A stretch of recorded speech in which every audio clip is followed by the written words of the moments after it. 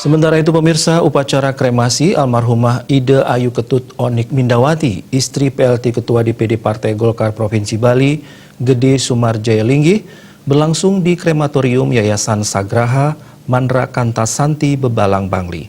Upacara pelebon yang mengambil tingkat utamaning utama itu turut dihadiri sejumlah tokoh nasional Golkar.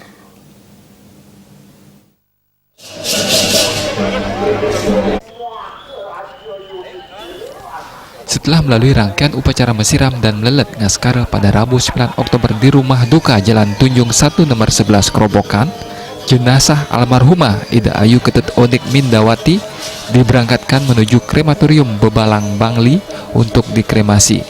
Sebelum mengeseng atau makar jenazah munggah bade diiringi nagekang, baris jojor dan tudung rom-rom.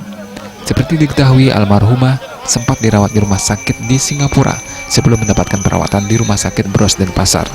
Hingga akhirnya meninggal dunia pada Senin 16 September 2019 pukul 03.15 WITA karena menderita kanker usus.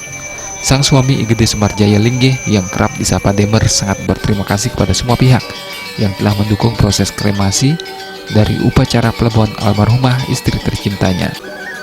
Almarhumah Ayu Onik Mindawati yang lahir pada 25 Mei 1971 meninggalkan sang suami beserta 4 orang anak, yakni Ayu Denisa Linggih, Ayu Karina Linggih, Abe Pratiksa Linggih, dan Abe Arsadana Linggih.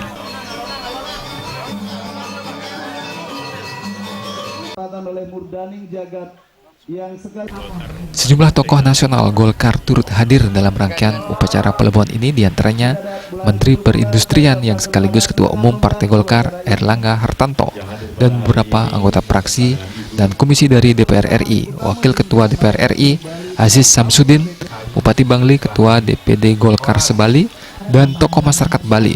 Upacara pelebon dipuput Ida Pedana Siwo, Pedana Budel, Ida Resi Agung, dan Ida Resi Bujangga. Pembakaran prosesi dilanjutkan dengan upacara ngayut ke Segara Siut.